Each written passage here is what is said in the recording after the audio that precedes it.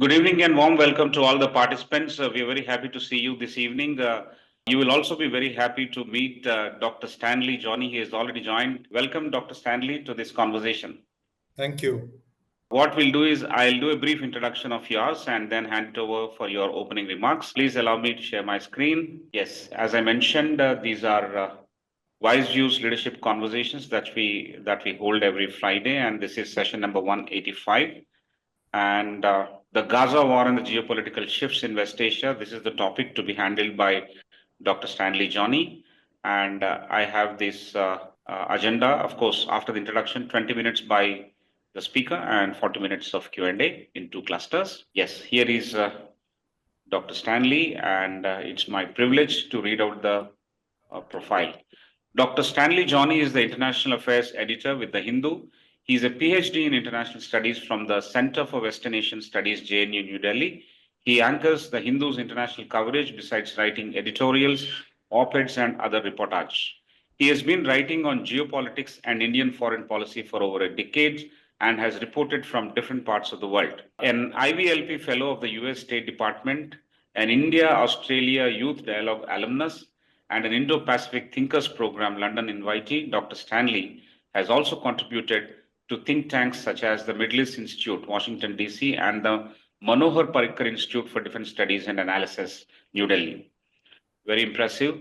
His first book, The ISIS Caliphate, From Syria to the Doorsteps of India, was brought out by Bloomsbury in April 2018, and the second book, The Comrades and Mullahs, China, Afghanistan, and New Asian Geopolitics, was published by HarperCollins in 22 of March.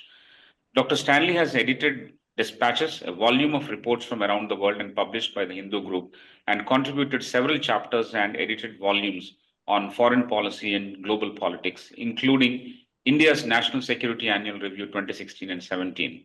His third book, which I happened to read, Original Sin, Israel, Palestine, and the Revenge of Old West Asia, was launched in December 2024. He is a visiting professor at Kriya University, Sri City, Andhra Pradesh, an adjunct faculty at the Asian College of Journalism, Chennai, and a visiting fellow at Kerala University, Thiruvananthapuram. He is also a member of the Board of Studies of the Center for Sociology and Research, St. Teresa's College, Ernakulam. Wonderful, sir. Quite impressive, and very happy that you have agreed to speak in our platform. Once again, welcome to you. Thank you so much. I will now share a brief introduction of my esteemed colleague, Dr. Prasad. He is the Senior Director at the Academic Wing at ICFAI Group. He brings 3 decades of rich experience. He was also an entrepreneur and a corporate leader before being an academic now. He holds BTech from IIT Bombay and PGDM from IIM Pune. Hearty welcome to you, Professor Prasad. Thank you so much. Once again, thank you, Dr. Stanley. You have agreed after speaking to you without much of a difficulty, and you stayed in contact and you gave time. Thankful to you. Over to you for your opening remarks. Thank you. Thank you, sir. Thanks for the introduction. Thanks to Dr. Prasad as well for being here and all the participants of this webinar. So this is the book, The Original Sin, which Mr. Rao has referred to. So this is my third book. This book was out in December, and then we met at the Hindu Lit Fest here in Chennai. So the book is available on Amazon. So in case you are interested in the topic, please read it. So this Israel-Palestine conflict. This book is also about original sin, Israel-Palestine, and the revenge of old West Asia. I was able to travel to the region several times as part of my work. I was there in Israel and the Palestinian territories, also in the neighboring region, Jordan, Iran, etc., etc. So this book is basically a result of my travels, interviews, and also my academic research. My PhD is also on West Asia. So I've been a student of this region and the conflicts of the region for some time. So this book is a product of my years of work and research. So talking about this conflict, now this is dominating the headline, at least since October 7, 2023, when Hamas carried out this brutal attack in Israel, killing some 1,200 people. And ever since, Israel has been carrying out this monstrous attack on Gaza, killing some 48,000 people. And now there is a ceasefire. When we have this, apparently tomorrow is the last day of the first phase of the ceasefire, which came into existence on January 19th. And now there are enough signs that the ceasefire is under strain. So there is a possibility that conflict will break out in Gaza again. So what I'm going to do is that briefly I will explain the conflict and what is actually happening in the region, how this has impacted West Asia in general. So, if we talk about the October 7 attack before, just to get a sense of it, Israel and Palestine, when we talk about Israel and Palestine, there is only one nation state, that is Israel. Palestine is not a state yet. So the original UN plan of 1947, the UN partition plan, was to create two independent states, the Palestinian state, or a state for the Arabs, a state for the Jewish people, and Jerusalem was supposed to be an independent state. Arabs did not accept that in 1947, and that led to the first Arab-Israel war. And at the end of the war, Israel would capture some 22% more territories than what the UN plan had originally proposed. So, which means in 1949, when the ceasefire came into force after the first Arab-Israel war, Israel was controlling some 77% of historical Palestine. So I'll just share the screen just to show you a map to understand where this conflict is happening. So if you look at this map, so the green patches are the West Bank and Gaza Strip. The small strip is called Gaza Strip. That's where the attack has been happening since October 7, 2023.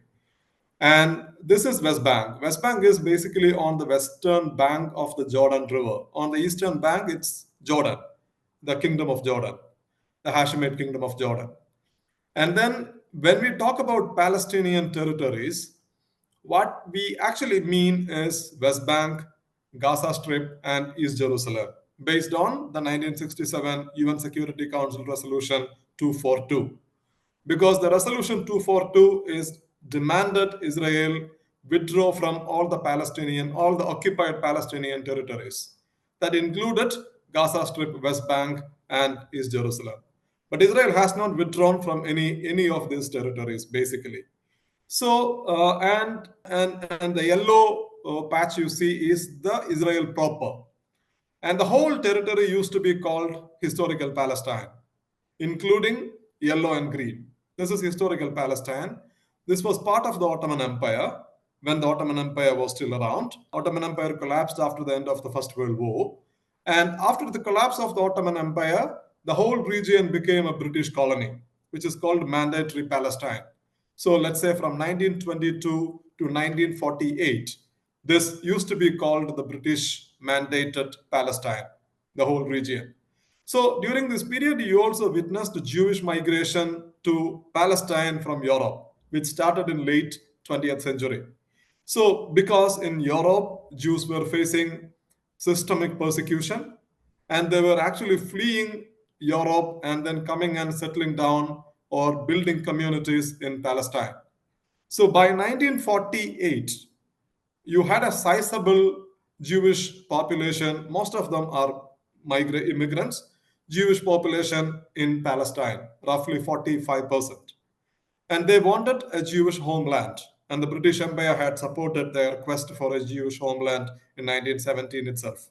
So in 1948, the Jews in this region would declare the state of Israel. So the state of Israel would come into existence in 1948.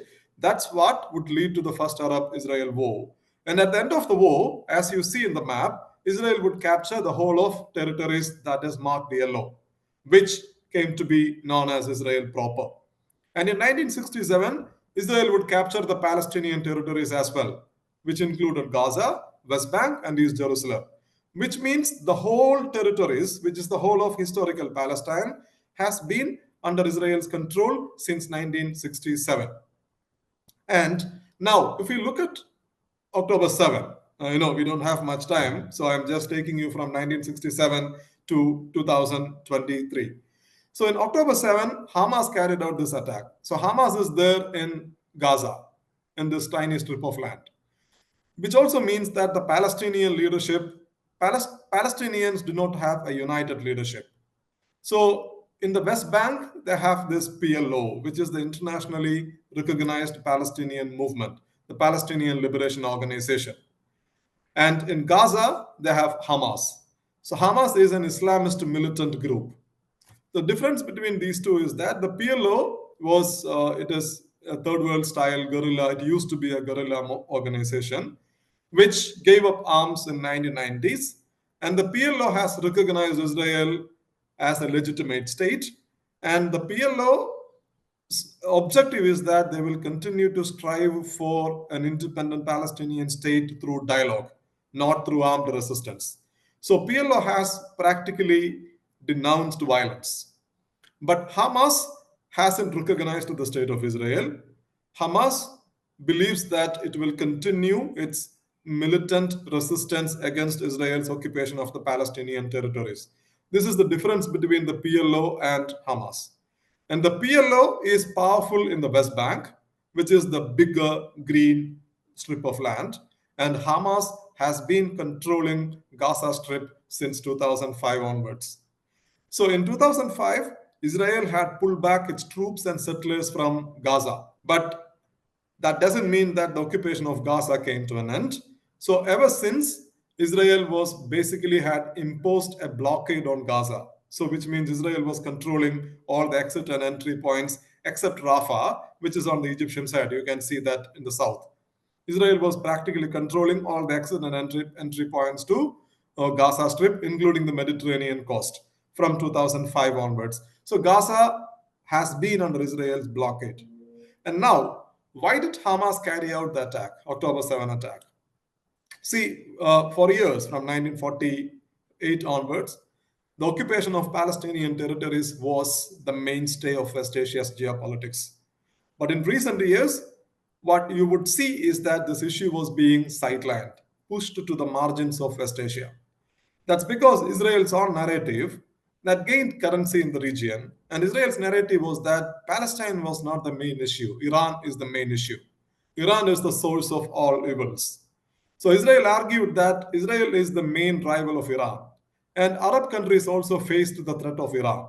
So Israel wanted Arabs and Israel to come together to face off Iran together.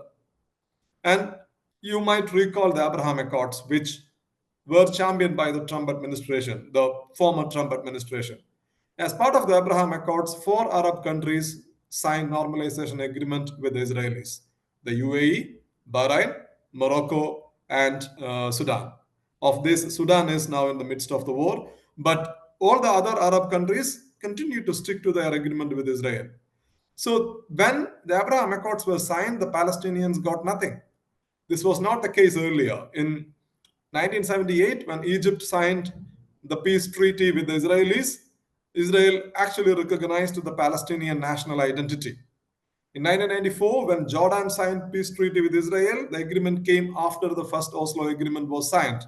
So it was in the first Oslo agreement that Israel agreed to the creation of a provisional Palestinian government in the West Bank and Gaza. But in 2020, when the UAE, Bahrain, and Morocco signed the normalization agreement with Israel, the Palestinians got nothing. So effectively, what you witnessed at that point of time was that the Arabs and the Israelis were coming together, overlooking the Palestinian cause. So Palestine was pushed to the corners or to the margins of West Asia. Not just that, after the Biden administration came to power, Biden was pushing for a rapprochement between the Israelis and the Saudis. When the Saudi Crown Prince Mohammed bin Salman was there in India in September 2023, he gave an interview to CNN in which he said that the Saudis and the Israelis were making progress on a daily basis. And within a month, the October 7 attack broke out. So Hamas basically wanted to bring the Palestinian issue to the fore of West Asia's geopolitics. And I think Hamas also assessed that Israel was at a weak point because Israel was ruled by, or it is ruled by, a right religious government, which is a far-right government. And this is a polarizing government. And the Israeli government wanted to reform the judiciary, and that had triggered massive protests. Netanyahu himself was facing corruption charges, and he was going to be charged. So Israeli society basically was divided. Israel was at a weak point. This is what Hamas's assessment was that. And they also wanted to bring the Palestine issue back to the forefront. And they carried out this violent, murderous attack on October 7. And then immediately after that, Israel declared war against Hamas, right? So when Israel declared the war, And Israel's war began on October 8, 2023, a day after Hamas's attack. What did Israel want to achieve? Israel had two declared objectives. Netanyahu said that he was going to crush Hamas, he was going to dismantle Hamas. He also said that we are going to release, secure all the hostages because Hamas had taken some 250 hostages when they carried out the attack. And this war went on for 15 months. And at the end of the 15th month, in January 2025, Israel had killed some 48,000 Palestinians. So 100,000 Palestinians were wounded, and almost the entire population of Gaza, which is 2.3 million people, are living in this small strip of land. Almost the entire population. And Israel has this unmatchable firepower. It is a superior military force, of course, which is directly backed and supplied by the United States. So, and Hamas is not even a military match, and Hamas is a ragtag militant group, right? And this war went on for 15 months. But did Israel meet its objective? That is the question. For example, Daniel Hagani, Israel's the IDF spokesperson, himself said that Hamas cannot be destroyed 3 months ago. He said Hamas is rooted in Palestinian people and it is an idea and it cannot be destroyed. So after 15 months of war, Israel realized that it was not meeting its objective. It was not destroying Hamas and it hadn't secured the release of hostages either. In November 2023, there was a 7-day ceasefire in which Israel got some refugees, some hostages released. And after that, throughout the military operation, they managed to rescue only a couple of hostages. The vast majority of hostages, many of them are dead, have remained under Hamas's captivity despite Israel's repeated military operation. So this appears to have prompted Prime Minister Netanyahu to enter into a ceasefire agreement with Hamas, which came into existence, which came into force on January 19th, 2025. So this was a three-phased ceasefire. In phase one, Israel and Hamas were required to release.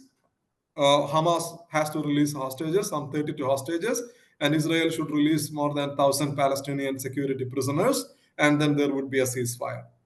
And in phase two of the ceasefire, both sides are required to bring the war to an end, to a lasting end, which means Israel has to withdraw troops from Gaza, and then Hamas has to release all the hostages.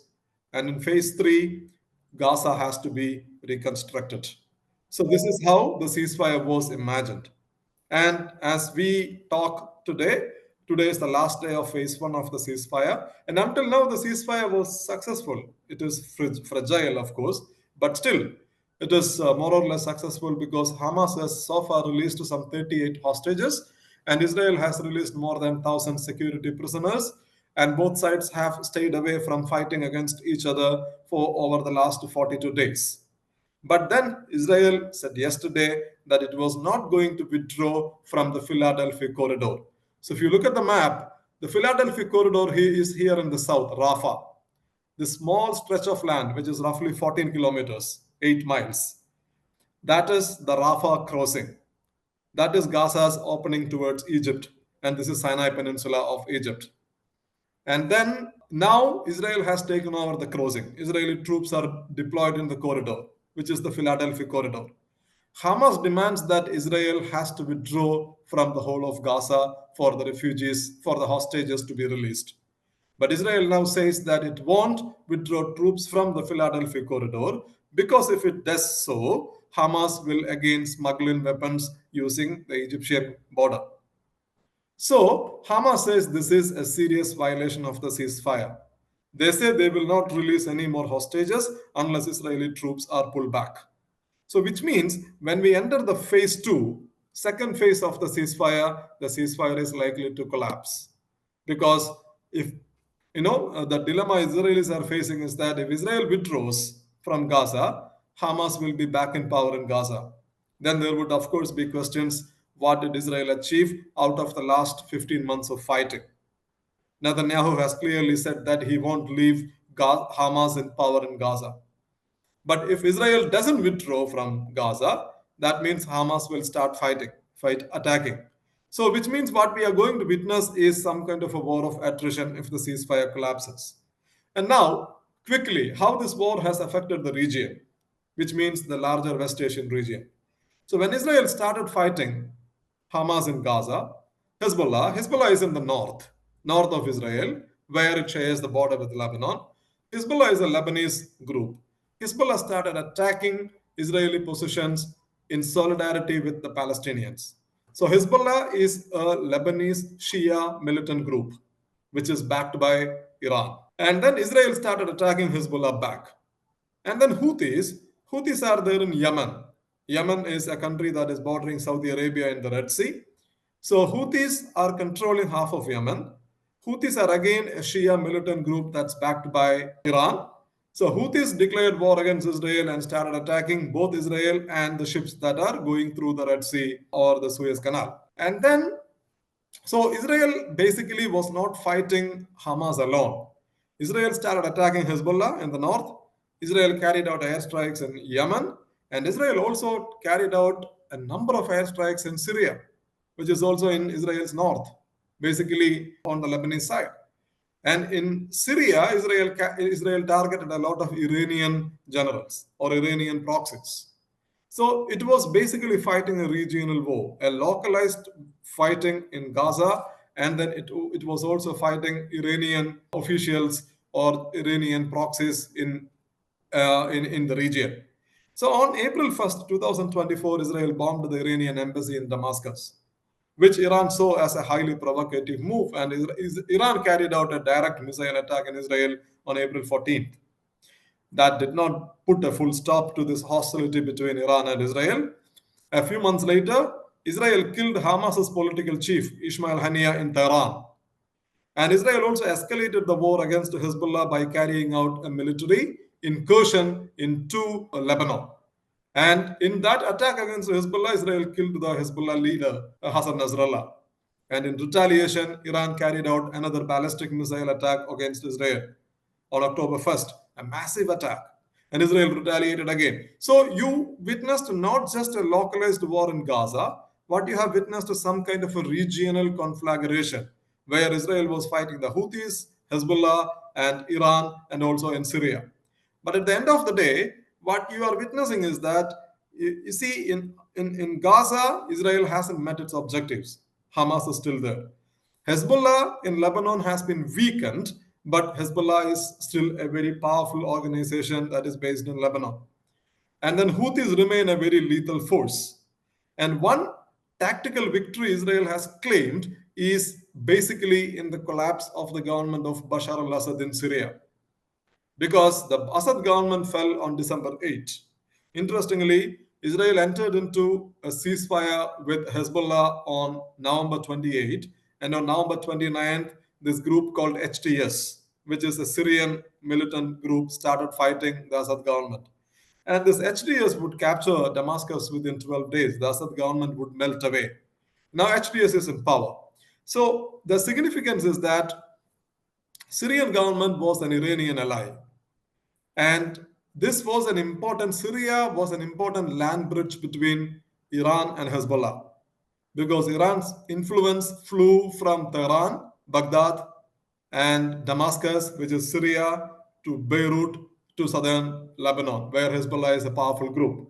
And now, with the fall of the Assad government, basically this land bridge has been ruptured, which means Iran will find it difficult to continue to supply Hezbollah.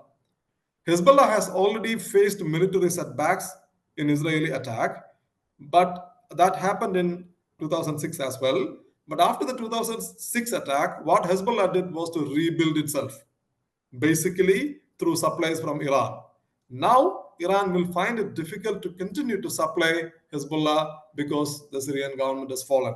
So Israel has taken a tactical victory here, even though Israel's enemies, including Hamas and Hezbollah, are still standing. And then the second factor that strengthens Israel's hands here is the return of Donald Trump as the president of the United States. So Trump, after coming to power, has made outlandish statements, particularly about Gaza. So Trump said that the United States will own Gaza. He also said that he wanted to transfer the 2.3 million people out of Gaza, which is basically calling a call for ethnic cleansing of Palestinians. Because it's 2.3 million people it's not practically possible to move them. And the Palestinians themselves refuse to move because if you look at the history of Israel-Palestinian conflict, Palestinians have been moved several times. In 1948, when the State of Israel was created, some 7.5 lakhs Palestinians were forced out of their homes. And not a single person had managed to come back to their homes. So the Palestinians know that once they become refugees, they will never be able to go back to Palestine. So even in Gaza, even when they were living under Israel's bombardment, they refused to leave. So now, but with the kind of support Israel is expected to get from the Trump administration, that has strengthened or hardened Israel's position towards all these regions. So Israel had entered into a ceasefire with Hezbollah. It was supposed to withdraw from Lebanon. It is not withdrawing from Lebanon. And Israel is supposed to withdraw from the Philadelphia corridor by March 1st, which is tomorrow. But yesterday, Israel says that it's not withdrawing from Philadelphia corridor. And then in Syria, the fall of the government basically offers Israel an opportunity to weaken Hezbollah further. So this is where the situation stands today. Israel wants to reshape West Asia. So it hasn't succeeded in reshaping West Asia, but it believes that the fall of the Assad government strengthens Israel regionally. But at the same time, it doesn't meet its objectives with regard to the Palestine cause. And Hamas basically brought the Palestine issue back to the fore of West Asia's geopolitics. Because at one point of time, Israel wanted to localize the Palestinian issue, but Hamas has kind of re-regionalized the issue.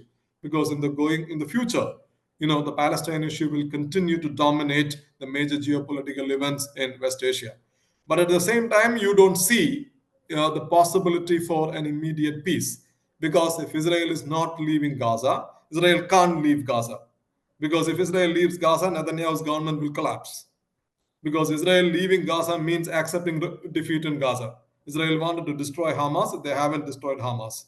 So Netanyahu would like to continue the fight in one way or the other. And then he thinks that with Trump being in the White House, he has some bandwidth to continue the military operation, which is what is making a collapse of the ceasefire a more likely outcome in phase 2 or phase 3. So this is where the situation stands. I have been given 20 minutes. I've taken 5 minutes more. Maybe I will end it here and answer your questions in the Q&A session. Thank you very much. Amazing, sir. It's like, an augmented reality gunfire from the theater of war listening to you. I think we have been successfully taken to the battle zone. So much of history at the back of your palm that you could just simply rattle out tells us how much of time you have invested in that and how nicely you have grasped the whole thing. To this detail that you have provided, there is one missing piece, probably that you could connect, and then we'll quickly move on to the Q&A, the cluster one of the Q&A. And that is the original sin that you're talking about. Is it the displacement of the Jews in the first place, or you're talking about something else? Or do we have to contextualize that also? Because what is the original problem? Why the Jews have come back now? Because they were sent out. So maybe you can connect that, and I'll request Professor Prasad to start after that. Briefly, sir. Yeah. So, see, there are actually two dominant narratives. Jews have a biblical claim over the land. And there was a kingdom of Israel in 7th century BC. And Jews faced several, attacks and expulsions, the Babylonian attack, the Syrian attack, and in the modern times, the Roman attack, the sack of Jerusalem by the Romans in AD 70, and the destruction of the Jewish temple. So Jews are a community that were basically expelled and spread. But Judaism is also like other faiths. Judaism had spread like any other religion through conversion, marriages, alliances, etc., etc. So Judaism spread across the world. But in Europe, Jews faced a particular problem because in Europe, because of anti-Semitism, Jews were always seen as the fifth column. In the past. So Jews had also witnessed barbaric violence in Europe. For example, during the Black Death, Jews were rounded up and burned alive in London and Birmingham because Jews were held the reason for the plague in the 13th century. And you will see repeated instances of anti-Semitism in European history that culminated in the Holocaust, where 6 million Jews were killed. by the European Nazis in Germany. Not only in Germany, but in Germany, Poland, Czechoslovakia, Romania, Hungary, even in France, you witnessed large-scale industrial scale hunting of Jews. So this systemic discrimination is what Jews actually forced them into migrating into Palestine. But when the Jews started migrating into Palestine, there was a sizable local community who have also been living there for generations. And so, what happened when the state of Israel was formed in 1948? So, when the Jewish migration started, the Jews were welcomed by the Sultan. So, if you go and read about the letters written by Theodor Herzl and written to the Ottoman Sultan, he wanted Jewish communities to be set up in Palestine, and the Sultan allowed him to do that. And the Jews had even promised, Theodor Herzl had even promised to take care of the Ottoman Empire's finances if Jews were given autonomy in the Ottoman Palestine.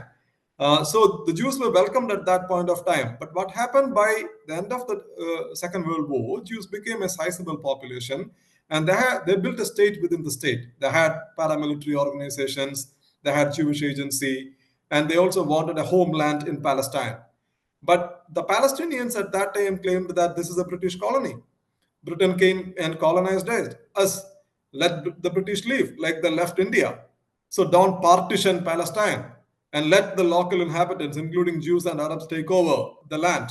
But that's not what actually happened. The UN set up a commission, and you had the commission suggested the partition, and the partition did not go through smoothly. Then the state of Israel came into existence, which actually resulted in the expulsion of some 750,000 Palestinians.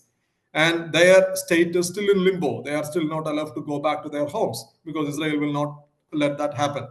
So the whole idea of original sin, my book is that my central argument is that history didn't begin on October 7th. There is this long history of Jewish migration, the expulsion of the Palestinians, the creation of an independent Jewish state, Jewish homeland, and then, the quest for Palestinian statehood, which is still not realized. When the whole world talks about the two-state solution, what the two-state solution means basically the creation of an independent sovereign Palestinian state, because an independent sovereign Israeli state is already there. Israelis have made it. They have the international recognition. This is a UN recognized country. But on the other side, the promise of the two-state solution is the creation of a Palestinian state that has not become a reality yet. Everybody supports it, from the White House to New Delhi to other capitals in Europe. Everybody supports a two-state solution, which means everyone supports the creation of a Palestinian state. There is a consensus about it. But still, you still haven't realized that objective. So this book is basically, one is to trace the origins of the conflict, and the other is to tell the reader why there is no solution to this crisis. Great, sir. I'll quickly request Professor Prasad to jump in to add fuel to the fire. Okay, I'll withdraw now in the sense that we don't have much time. Quickly start cluster number 1, sir. Over to you, Professor Prasad. Thank you, Professor Rao. Before we get back to the discussion, there was a personal question. You are in international affairs, and international affairs seems to be, an area with a lot of potential, which impacts every other area, in a sense, to economics, to politics. And your topic also talks about that, geopolitics. So what brought you to this interest, where the book is one of those outcomes of that interest? And how do people like us who are sitting around, a lot of us are in economy, industry, and there are other segments also. How do you think this narrative, it certainly does impact us, but if we want to leverage it a bit more, what would be your inputs? I'm actually a commerce graduate. So I studied BCom, and I found it very difficult to actually to understand commerce, numbers, accountancy, etc., etc. But I have always been interested in politics and international relations. So after completing my BCom, I thought that I should study IR. So that's how I started studying IR. And when I went to Johny, I met my professor, who is a scholar in Middle East. And she has traveled extensively in the region, written books about it. And she has been a major influence in my academic career. I was doing PhD. And then, I started my MPhil was on Hezbollah. So the same Hezbollah which is in news today. So MAM has influenced me a great deal to understand this region. And I always found a connect with West Asia, because West Asia, also if you look at it from a great power point of view, or even from an economic point of view, this is a vital region, because this is a region that has always seen great power competition. Even before the Americans, the British were greatly involved in the region. And then after the discovery of oil, and the Americans came into the picture, and the Soviets and the Americans were always competing each other for influence in the region. And after the disintegration of the Soviet Union, the United States retained its total grip over the region. You look at the Gulf, Saudis, the Emiratis, the Qataris, everybody is an American ally. The Egyptians at one point of time was a Soviet ally turned over to the American side. And the Israel-Palestine conflict, that is also biblical on the one side, because Israel always says that they have a biblical claim over the land. And then even in the modern times, this is one of the most complicated issues of the post-war world, which we still don't have a solution. So I was basically fascinated by all these things: faith, history, geopolitics, great power rivalry. So that's what drew me into the region. And after I started, when I became a journalist, I started reading more books and writing about it or reporting. I got opportunities to travel to this region, which basically deepened my interest. I have been to Iran, West Bank, Ramallah, and Jerusalem. Many. I keep going to Israel. So this gave a completely different perspective on ground reporting. I was in Israel even after the war broke out. I was there on the Gaza border, on the northern border, where action was happening between Hezbollah and Israel. So these visits and the academic interest, all these things basically built the interest in me and still keeps the fire kind of burning. So I'm invested in this topic as a student. Thank you very much. I think that's a very very interesting answer, and it leads me to the next question. You have mentioned this. I mean, that there doesn't seem to be, it's a very complex problem. There doesn't seem to be a solution. Now, you see the objectives which you have spelled out, which both parties or the underlying interests have. You have spelled that out to some extent. So those objectives are clear. But you also see that, are there objectives? I mean, are there interests and drives underneath that? Because you see the sort of problem in some other pockets in the world where people go back in time, and whether it is China, or whether it is India, or parts of some other parts of the world, this kind of issues there. So what are the forces underlying what seems to be very apparent? If you look at let's just ask this question: why there is no peace? Why peace is not possible in Israel-Palestine? Because we had found solutions to a lot of issues in the past. For example, the question of Ireland, South Africa, the apartheid system in South Africa. It's not that the world always moves without solutions. We had found solutions to even very, very complicated geopolitical questions. Here, why there is no solution? The solution is, let's say that everybody has accepted two-state solution as an ideal solution. Two-state solution, as I said earlier, which means the state of Israel is there and you need to create a state of Palestine. So why it's not possible? So let's say that to create a two-state solution, to create a state of Palestine, first you need to find where you should draw the border. What should be the border of a Palestinian state? And then secondly, what should be the capital of a Palestinian state? And thirdly, who should be the citizens of the Palestinian state? And then if you find answers, these are the simple questions that you need answers, but the answers are very, very complicated because Israel doesn't have a border, which is strange, but Israel is one of the very few countries that doesn't have a clearly demarcated border. Not even the 1967 border. Israel hasn't accepted that. Israel doesn't have a constitution, because if you have a constitution, the constitution will say your border is from here to here, right? But the Israelis do not say that. So what should be the border of a future Palestinian state? The Palestinian state should be based on the 1967 border, or according to the UN Security Council Resolution 242, but Israel doesn't accept that. So the 1967 border means the whole of the West Bank, East Jerusalem, and the whole of Gaza Strip.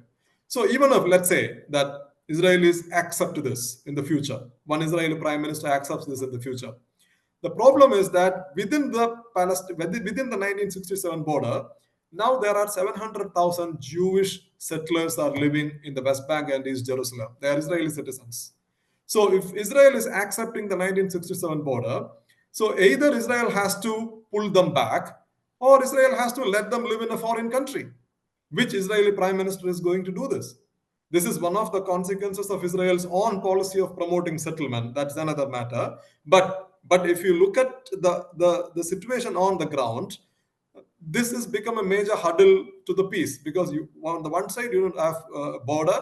Secondly, it is difficult to draw a border because some 700,000 Israelis are living on the Palestinian side.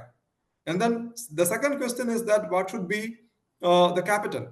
The Palestinians say that East Jerusalem should be the capital. According to the UN plan, Jerusalem was supposed to be an international city. Israel had taken over and made it practically its capital, the western half of the city, in 1948 onwards. Nobody has recognized it, including India. We haven't recognized Jerusalem as its capital, but for all practical purposes, all said and done, Western Jerusalem is Israel's capital. Israel's Knesset, the parliament, is in the west, the foreign ministry is in the west, the prime minister lives in the Western Jerusalem. So that's what it is. So the Palestinians say Israel has taken over the west, so the East Jerusalem should be the capital of a future Palestinian state. But the problem is that the old city, which is the holy city, is in the east. And the old city is sacred for all three Abrahamic faiths. For example, for Israel, the Wailing Wall, which is the remain of the second temple built by Solomon, rebuilt by Herod, which is the holiest place in Judaism, is in the old city. And the Wailing Wall is one of the walls of the compound called Haram al-Sharif, and it is within Haram al-Sharif the Al-Aqsa Mosque stands. Al-Aqsa Mosque is the third holiest place in Islam. Muslims believe it is from the spot where Al-Aqsa Mosque stands the Prophet ascended to the heaven during his night journey. And if you walk some 500 meters up the hill, you will reach the Church of Holy Sepulchre, where the Christians believe Jesus was crucified, buried, and rose from the dead. So for all three Abrahamic faiths, East Jerusalem is a holy city. And the Palestinians say, Israel has taken west, we need east. The Israelis say, it is in the East Jerusalem where our holiest place is situated, and we are not going to leave East Jerusalem. So you don't have a consensus on the capital. And the third question is that some 7.5 lakhs Palestinians were displaced in 1948. And according to international laws, they have a right to return. But Israel is not going to let them return, because if they return, Israel's demography will change. Israel is a country that prides in its Jewish character. And if 700,000 Palestinians, all of them are Arabs, Christians and Muslims, are allowed to come back, Israel's demography would change and Israeli leadership would not accept. So history, faith, politics, nationalism, settlement, everything makes this issue complicated. That's why we don't have a solution. Thank you. I think all aspects of human interaction and character seem to be very visible in this. And the complexity that you have portrayed, and there are so many precedents in this that can be used by others to justify their stands as time goes along, makes it even more potent and dangerous. So I'll take you to the next question, which is, how is this war impacting India? If you take economically, diplomatically, politically, what are the positive and negative aspects as far as India goes? Yeah. So historically speaking, India was a champion of the Palestinian cause, and that position has evolved from 1990s onwards. India established a full diplomatic relationship with Israel in 1992 when the Congress was in power. And from 1992 to 2014, India's position was that India would support the creation of an independent Palestinian state based on the 1967 border, with East Jerusalem being its capital. From 2015 onwards, India's position is that India continues to support the creation of a Palestinian state. We don't talk about the border. We don't talk about other aspects of the conflict. But we still say that India is committed to a two-state solution, which means India continues to support the Palestinian cause. So India's position has evolved, but it hasn't changed. The essence hasn't changed, even now. So if you look at India's voting record, after the October 7 war began, over the last 15-16 months, there were 11 votes at the UN General Assembly. India abstained from 2, but India voted in favor of 9 resolutions, and all 9 were critical of Israel. Which means at the UN, despite India's overall very good relationship with Israel, this is what I'm saying. India has excellent ties with Israel, a very vibrant defense ties. And especially under the current government, the Prime Minister went to Israel, Israeli Prime Minister came here. Despite all that, India basically voted in favor of a resolution that condemned Israel's war, that condemned Israel's settlements in the West Bank, that condemned Israel's occupation of Syria's Golan Heights, that supported Palestinian right to self-determination, that repeatedly called for a ceasefire in Gaza. Now the question is why? Because if you look at India's position towards West Asia, I would argue that India's position has three different pillars. One is Israel, and the other is the Arab world, the third is Iran. Arab world is important because more than 8 million Indians are working in the Gulf. So India would not like their stay in the region to be affected in any way. So a conflict, which is a conflict in Gaza, there was a possibility of this conflict spilling over into a larger conflict between Israel and Iran. And Iran is just across the Gulf. If there is an open war between Israel and Iran, it is possible that the Gulf countries could be dragged into this. That would be a nightmarish scenario for India, because millions of Indians are there. So India's ultimate interest is peace and stability in the region. So that's why India repeatedly called for a ceasefire. And then secondly, how it impacted India was because of this conflict, the Houthis started attacking, oil tankers in the Red Sea region. So India is a country that is basically dependent on energy imports. More than 80% of our energy requirements are met through imports. And Gulf plays a critical role in our energy security. So when the Houthis started attacking oil tankers in the region, what India actually did was to send the foreign minister to Iran and use its influence in Tehran to basically influence the Houthis to spare Indian ships. This is what we tried to do. But still, it posed a security challenge for India. And if the crisis snowballs into a larger regional war, that could threaten India's energy security as well. So peace and stability, if you look at it from a people-to-people point of view, if you look at it from an energy security point of view, economic security point of view, what is in India's interest is peace and stability in the region. So India doesn't want this war between Israel and Hamas to continue forever. So if you want lasting peace and stability in the region, eventually you need to address the Palestine question. So that's why India has articulated this position that it supports the creation of a Palestinian state, or rather it supports a two-state solution. So India has to basically balance between the three pillars, the Arab world, Israel, and Iran. And I think that's what the Indians are trying to do. Excellent. I think across the discussion, you have shown us a rich tapestry of beliefs, emotions, interests, not just of Israel and Palestinians, but also of the Indians. I think we are at 4:50. I'll hand it back to Professor Rao. Thank you very much, Professor Prasad. You've been kind. I think there are lots of questions, but no, we are not able to ask any questions. The time limit is just running away. Dr. Stanley, I'll ask only one question, and then I'll open the mic for the audience to ask you one or two questions more if possible. This question is about the latest situation in the UN vote, that axis of United States, Russia, Ukraine. So how do you contextualize this problem in this evolving situation? Yeah, I think the world has changed a great deal over the past 5 weeks. Yeah. There are remarkable changes because even I didn't expect Trump would move with such pace, because he has taken the US policy he has taken a U-turn, a complete U-turn. Because now what you are witnessing is that until a few months ago, the United States was the major source of support for Ukraine to continue this war. And now the Trump administration says that Ukraine will not become a NATO member, and the United States would not provide any kind of security guarantee for Ukraine. And if at all, Europe can provide security guarantees, but those security guarantees cannot be covered under NATO's collective security clause. And then fourthly, Ukraine is unlikely to get its territories back, which means the Americans have accepted all the Russian preconditions to start talks. Because before that, Putin said that Ukraine has to be neutral.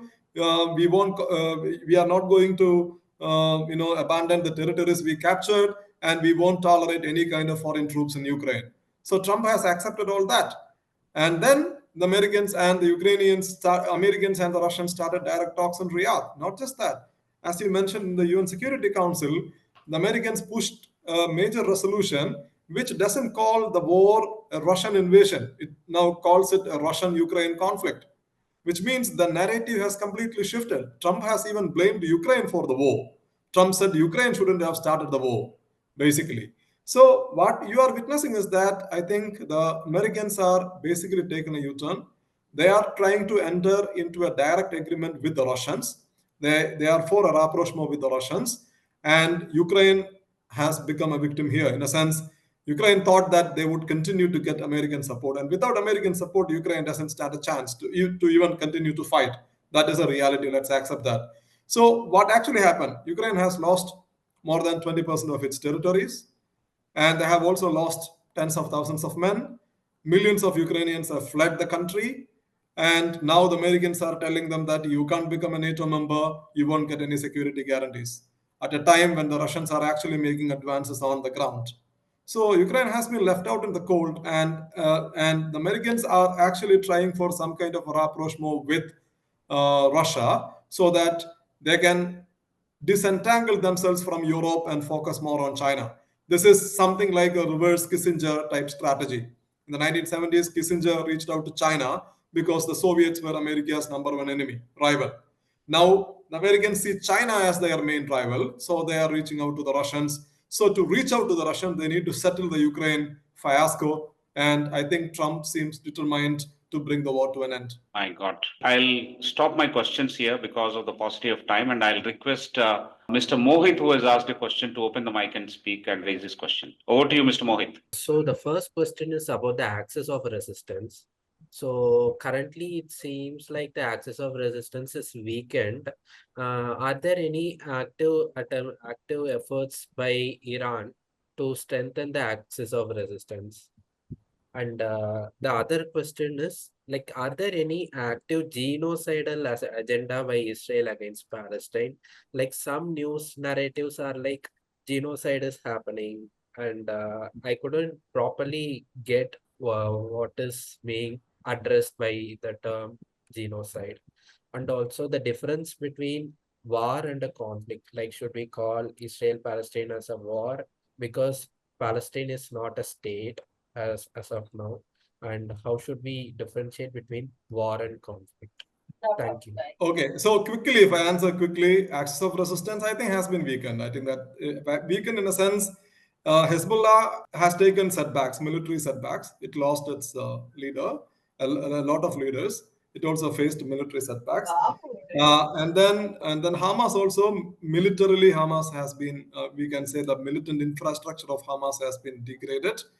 And the fall of Syrian government, Bashar al-Assad, is a clear setback to the axis because that would at least create hurdles for Iran to resupply Hezbollah. So in that sense, we can argue that the axis of resistance has been weakened, but it doesn't mean that the axis of resistance is out of action. Because even if we say that Hezbollah remains a very powerful movement in Lebanon, because Israel wanted to destroy Hezbollah, not even close to that. Israel wanted to destroy Hamas. They are not even able to destroy Hamas. So forget about Hezbollah. And on the other side, the Houthis remain a very powerful force. Even on the last day of the ceasefire, which came into force on Jan 19th, on Jan 18th, Houthis launched a massive missile attack in Israel, which means they covered some 2,000 kilometers. So the axis of resistance is weak, one could argue, but it is not out of action. Secondly, is it a genocide? See, genocide is a legal term. I don't want to say that Israel is committing genocide. I can only give you facts that I can give you. I can tell you that Israel has killed people. This is what happened. This is what happened, etc., etc. But there are actually accusations like I mean, HRW says Israel is committing genocide. Amnesty International has come up with a report saying that Israel is committing genocide. Or if you listen to the American political scientist John Mearsheimer, who keeps saying that Israel is committing genocide. So there are growing allegations, and there is a case against Israel at the International Court of Justice that Israel is committing genocide. That's what South Africa is alleging.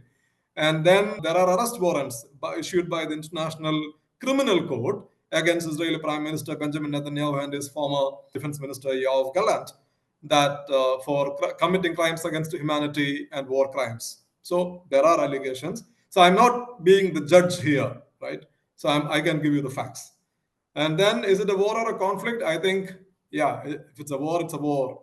we can use different phrases, but Palestine may not be a state, but basically it is, I would like to call it a war on Gaza. That's what I use when I write. It is not a war between Gaza and Israel, not a war in Gaza. It is basically a war on Gaza. That's how, this is basically an onslaught, a war. That's it. Yeah, thank you. Thank you, sir.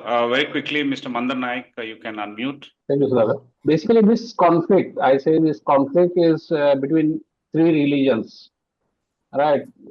So that anything happens in that strip of land over there, it will definitely reflect all over the world. So all these communities are spread all over the world. What do you say about that? So you're asking if it's a conflict between three religions? Yeah, because So- of that, Jerusalem is there. Paigambers, that Right, place, right. it's near the Jerusalem place. That place is a major point of conflict over there. Religion is an important factor in the conflict. I think that's also the reason. That's why I tried to explain when I talked about why there is no solution, because Jerusalem, there is no decision on Jerusalem. So religion is an important factor here. Why the Israelis and the Palestinians are not able to decide which part of Jerusalem they should keep, because of the factor of religion. And it has also assumed a religious angle from a different point of view, because on Israel now, on the Israeli side, what you are seeing now is in the ruling coalition, you have the Orthodox Jewish parties. You also have the far right parties, far right religious parties. For example, Shas, United Torah Judaism. These are Orthodox parties. And Itamar Ben-Gvir and Smotrich. Ben-Gvir was a minister. Smotrich is still a minister in the Netanyahu government. Both are basically right-wing religious Jews. So you have clearly seen that religious politicians or Orthodox Jews on the one side taking over Israel's politics, and on the other side, on the Palestinian side as well, Hamas is an Islamist militant organization. Hamas is not PLO or Fatah. PLO was a secular nationalist movement, whereas for Hamas, religion is important. It is part of their political mobilization. It is part of their ideology. So religion will continue to play an important role. But on the top of it, this is basically the political question is, I think, occupation or the creation of statehood or the lack of it. So the bigger question, the fundamental question is a political question of the continuing occupation of the Palestinian territories by Israel, or the lack of the world or the Palestinians or the Israelis, their inability to find a solution to this problem of occupation, and in which religion continues to play a major role. Great, sir. Thank you so much for providing clarity on this. I have one question, which is the last one, is to understand. You've been writing extensively for about more than 10 years now, a decade, I think, about this particular turmoil in West Asia, and more importantly, the Israel-Palestine conflict. Does the state of Israel now track your narrative, and have they reached out to you and asked you to change the narrative in case they found it different from what they would like the world to perceive? They get in touch with me sometimes. Sometimes the Israelis in India, who are part of their mission, or when I go to Israel, I've been to the foreign ministry several times. I go to Jerusalem. I talk to their diplomats. So the Israelis may not like sometimes what we write. Sometimes they will have a different narrative. They will reach out to you. They will give you their opinion. And Israeli diplomats had also traveled to my office to meet me and my editor, and then tell us what they think about what we do. But we do our job. We have healthy conversation with the Israelis. They never. I have been. I faced bitter experience in Israel at the checkpoints by the Israeli guards. I had bitter experiences in Israel, but otherwise, when I talk to the Israeli diplomats, we sometimes disagree, but we always have pleasant exchanges. I have never felt it any other way. I think it is, as a leader who is believing and working in this area, and it happens to be a continuous state of conflict, and you're reporting for the Hindu. I think it is one of the most hazardous professions as we see, because you have also been traveling there. You're not relying on some resources who are reporting on your behalf from there, and you are building a narrative on that. You're also traveling to the Gaza Strip. You're also traveling to Israel and then making your visits to understand the ground situation. So I think where the credit also goes to the Hindu for supporting you for such a long time and reposing faith in you, which could, in case anything goes wrong, it could be a national issue as well. And I'm sure there are others, your professional brothers from other media organizations who do this also. I think a big salute to all of you for helping the world, including India, to understand what's actually happening lowest on the ground level to understand and appreciate the emerging situations. Thank you so much, sir. Professor Thank you, Prasad. sir. Thank you very much. Professor Thanks Prasad, for you having have me. any comment to conclude? Then we'll close it. Yes. I think understanding this, tells us that there's far more complication that we face in the world of economics and management in this kind of a situation. And the nuances which have been used and the kind of methods which have used, they have they're very informative and they give us a lot of input to learn. And then sometimes you don't have solutions. And so what do you do? This question keeps coming back. Thank you very much. Very unfortunate that this problem doesn't seem to have a solution. That's the most unfortunate thing. But sir, today with your explanation and introduction to the entire region and the war, you have helped us appreciate it much better, because we get introduced to this in bits and pieces and we miss the whole narrative together. And I'm sure today it has helped all of us, those who have joined from all walks of life this evening. They stand to benefit from the information that you have provided and the facts that you have shared. And it's such a wonderful 1 hour that we have listened to you. That comes unabated, like a gunfire, as I always say when I listen to you. Very good, sir. I think we would love to listen to you again and seek more time so that we understand this from a different perspective as we move forward, because there are many emerging things that are happening right now around the world. It's too early to say that which narrative or which stance of a superpower is going to continue and what is the effect that it will have on the situation on ground. But I think maybe a couple of months down the line, the situation would change. Hopefully, at least there will be some kind of a semblance of peace, if not a solution to the region that is affected most. And several thousands of lives are being taken away as we talk as well. So hope for the best, sir. And thanks for providing this learning. I think just one more point. I think Yeah. I must appreciate Dr. Stanley for his wonderful use of language.